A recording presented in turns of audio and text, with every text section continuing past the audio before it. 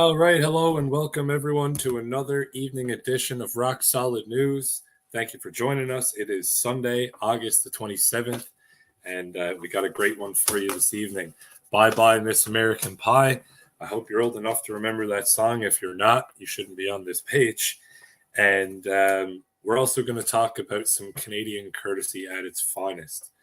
It's going to be a good one for you tonight. You're going to want to stick around. We'll be right back right after the intro, just as usual. So, the high school drama teacher over here accuses others of liking the sounds of their own voices. Yes, Mr. Speaker, I was a high school teacher before getting into politics, and I'm having a little trouble remembering what exactly the job that the Leader of the Opposition had before getting into politics. Yes, and he left right in the middle of the semester, and I'm having trouble remembering why. The small fringe minority who are holding unacceptable views do not represent the views of Canadians whose heads are filled with people who chose not to get vaccinated. The risk posed to all of us by unvaccinated people, it's never too late to do the right thing. We'll be immensely pleased to be able to give you that first dose of vaccine.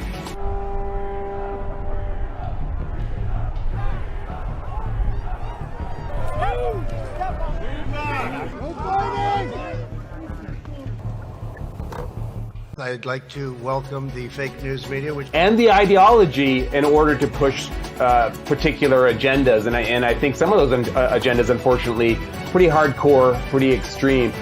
The power of misinformation, because so much, of what we hear coming from these protesters, from a scientific perspective, just isn't true. And can you state categorically? You are fake news, sir.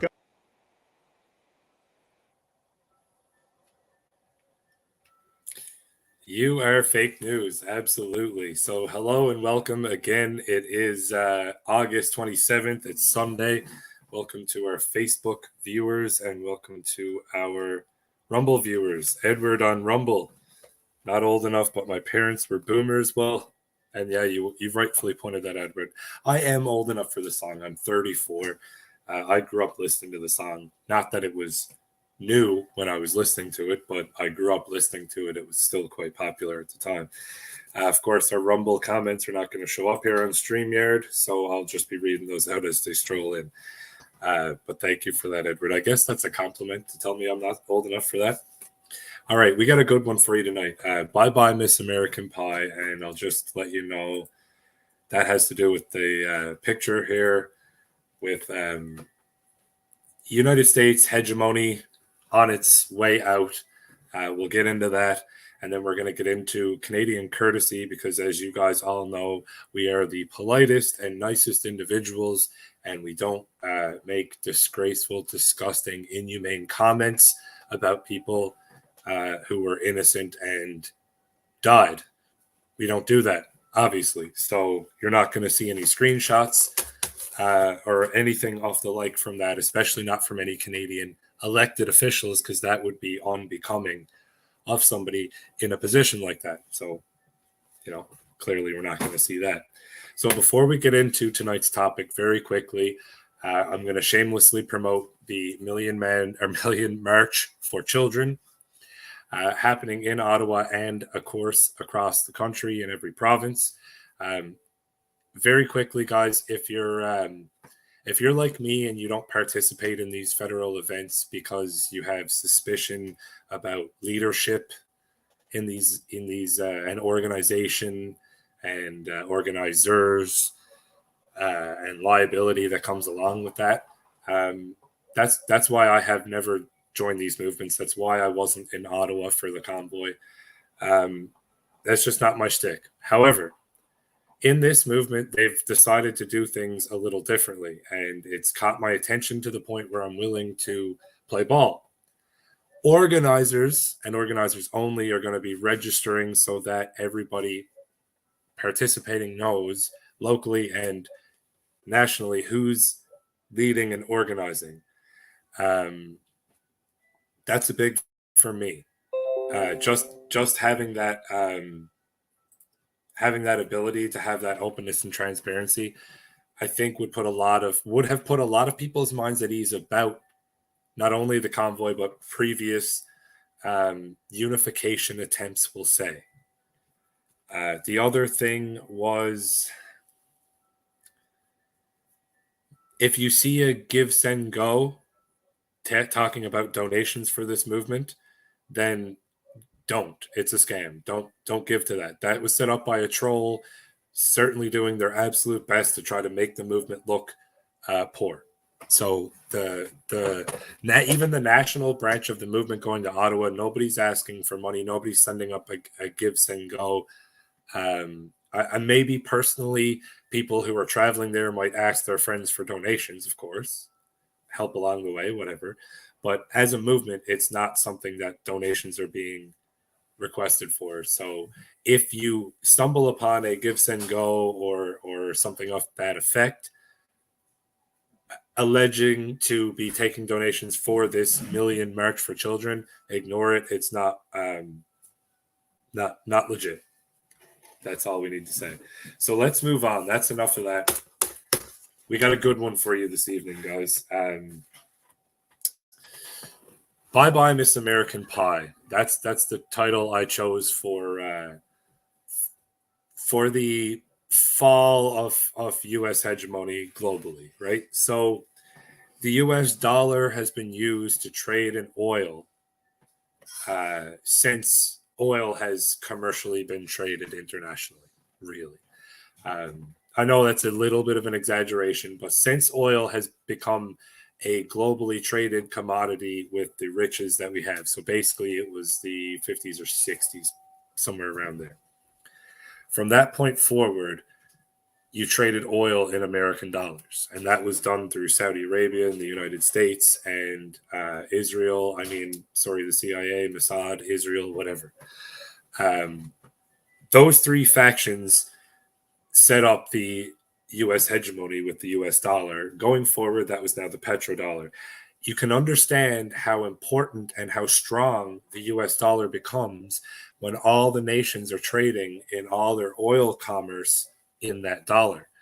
Not only that the dollar is being used and therefore has more confidence in it, but it's also that in order to spend these dollars, you have to purchase them and hold them in reserve to be able to use them. So nations all over the world having to purchase American currency to be able to use it, again, strengthens and bolsters it. And here on Rumble, definitely a comment that you're not a boomer. Thanks, Edward. Yeah, I figured as such, but you can never be sure. So you can see how that bolstered the American dollar to the point where it was the dollar. Now, India has struck a deal with the United Arab Emirates. India is in the BRICS alliance. UAE has been officially accepted, but they don't join until 2024. Same with Saudi Arabia, and same with Mexico and the Islamic Republic of Iran. India has paid in rupees, in Indian currency, for 1 million barrels of oil from the United Arab Emirates. And most people would say this is unprecedented. However, China back in March bought 67 trillion or billion barrels of oil, and they from the United Arab Emirates, and they paid in the yuan, their local currency. But these two moves together are technically unprecedented. And they're linked because both China and India are of course, in BRICS. So, here you see it. BRICS member India ditches US dollar, purchases 1 million barrels of oil with rupees for first time ever. The day the Jews died. Edward. I'm kind of glad the Rumble comments don't show up. So, here you see, BRICS member India has reportedly purchased from the United Arab Emirates using its own national currency for the first time ever. And in July, people had kind of rumored the fact that this agreement was about to be struck. Last week, the two started trading using their local currencies for energy. And now, not only are they a BRICS nation, but purchasing energy from the UAE without having to go through the US dollar. Okay? Without having to go through the US dollar. And as I stated earlier, in March, the oil and gas company China National Offshore Oil Corporation paid in the yuan to import, it was 65,000 tons of liquefied natural gas from the UAE. And China now has deals with Russia, Venezuela, Oman, Bahrain, Qatar, Kuwait, and Saudi Arabia to do commerce going forward in the yuan until, of course, a new currency can be struck.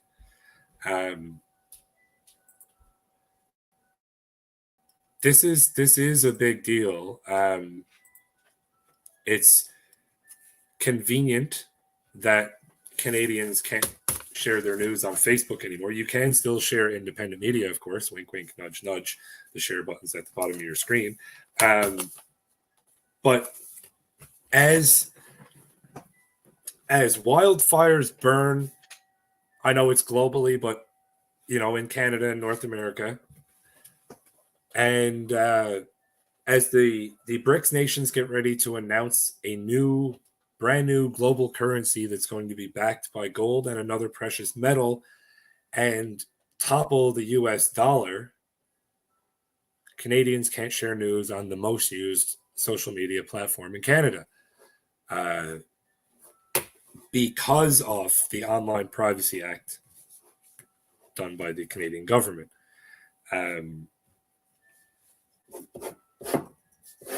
Yeah. So India has paid for 1 million barrels of oil in the rupee. That's to the United Arab Emirates. And China had already done so. Now,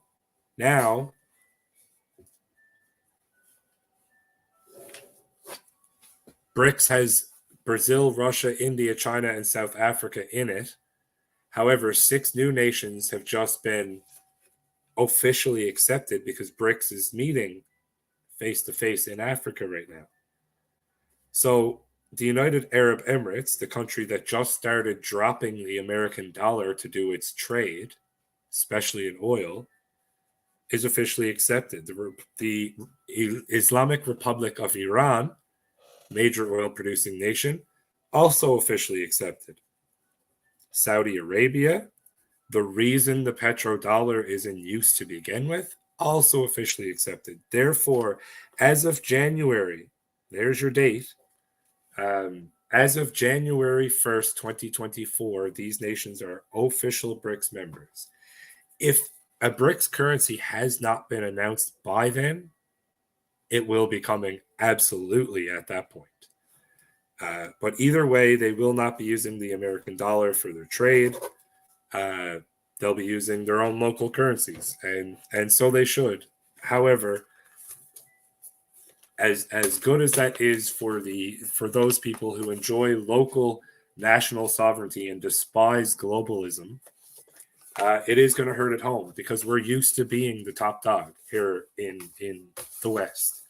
We're used to setting the rules that everybody else has to play by, and we don't because we're the big dogs. We're used to sitting at the head of the table. We're used to eating first and having everybody else fight for the scraps. Those days are over. They're already over. I mean, the BRICS GDP is already past the G7. So that happened ahead of all these announcements from BRICS. This happened ahead of even the own G7 analysis, who thought this wouldn't happen until 2030, 2033, somewhere around there.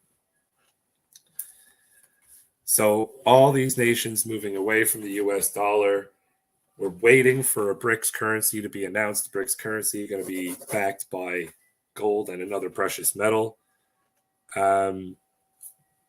All spells bye-bye Miss American Pie. It all spells, and for those of you who are just listening and can't see, we've got a big red down spiraling arrow toppled on top of the American dollar here for dramatic effect. And then we have a hypothetical BRICS currency on the right, contrasting it there. All right. That brings us past topic 1 and on to topic number 2.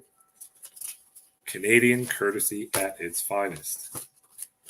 Now, as I alluded to in the introduction, Canadians are extremely polite, well-mannered, well-tempered individuals. Therefore, nobody, and I mean nobody, is going to be going around mocking an individual for being denied an organ transplant based on their vaccination status. That's certainly not something that's going to happen here in Canada. And if it does, it will only happen on the Twitter backgrounds here, and the Reddit deep dark threads. It's certainly not going to come from an elected politician. That would be absurd for an elected politician to mock a Canadian citizen for having been denied an organ transplant to the point where they died. That would be absurd. There's absolutely no way a member of the New Democratic Party, the Communist Party of Canada, there's no way a man named Charlie Angus tweeted the words, "A woman died because she preferred to fight for disinformation, anti-vax bullshit, and conspiracy. Pierre Poilievre says she is a hero and supports a candidate so bogus that Doug Ford kicked him out."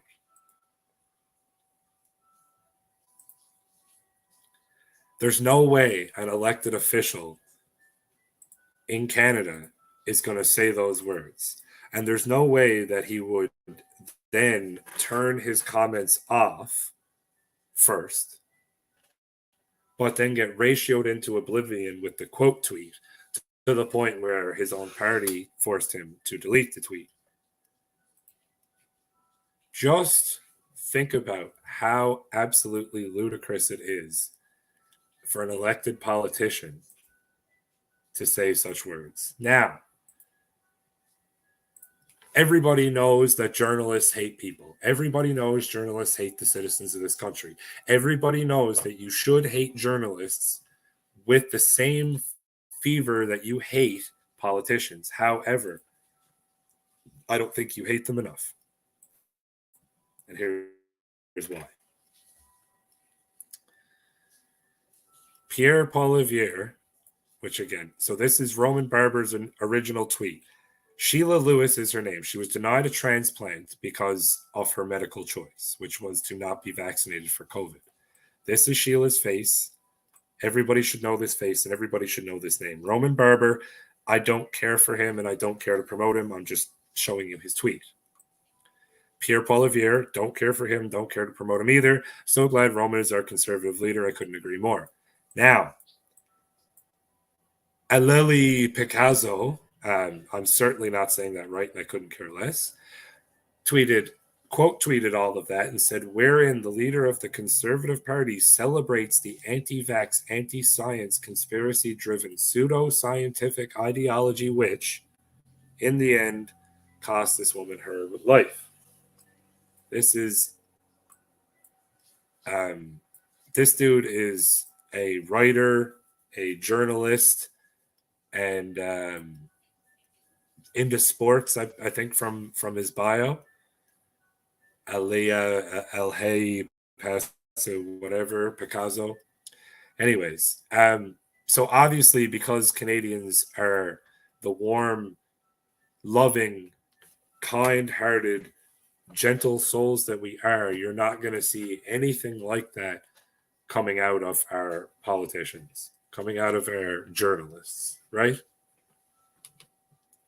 And for those of you who are just listening, I'm obviously being sarcastic, having just showed it to you. Edward says we need poverty. Most of us need to suffer. Yes. Well, here's the thing. Most people never care about something until it enters their own sphere of existence, meaning until they're personally affected by it. And I mean, you see this, Edward, see if you get this. You see this with somebody in your life during COVID who at first was buying the narrative and probably made fun of you, whatever, and then something happened in their life that affected them or possibly a loved one, a family member, whatever, and then all of a sudden they changed their tune because they've been affected by it now. Now it's personal to them, and now they care. They didn't care before because it only affected you. You are not them. So, yes, most of us need to suffer because that's the only way we're going to change our behavior. Unfortunately, that absolutely is the case. Now, as unfortunate as that is, it's likely to come, given the fact that every single politician, every single political party in Canada, in the United States, and as far as I can tell, Ireland and Great Britain seem to be ignoring BRICS wholeheartedly. If you bring it up to a NDP candidate member, a liberal candidate or member, a conservative liberal or that was a Freudian slip, a conservative member or candidate, they shrug it off. They have no interest in looking into it any further. If anybody can get a word to, say, someone like Pierre Poilievre to suggest something like, why isn't Canada actively seeking membership to BRICS? Why are we tying ourselves to a sinking ship and holding our breath, hoping we can outlast sinking? And see if he has an answer. It does. The problem is you can't, as Canada, you can't spend decades demonizing the very nations that you now are going to come begging to, kissing their feet, saying, please, can I be part of your special boy club? That's basically the definition of biting the hand that feeds you. And we've been doing that for quite some time. Think about how we've demonized China and Russia, the two biggest players in BRICS. Because Russia politically and China politically, but also population. India is there with the massive population, but they aren't as politically involved, technically. Especially, well, except for the fact that they were just the ones who are triggering another round of massive purchase outside of the US dollar.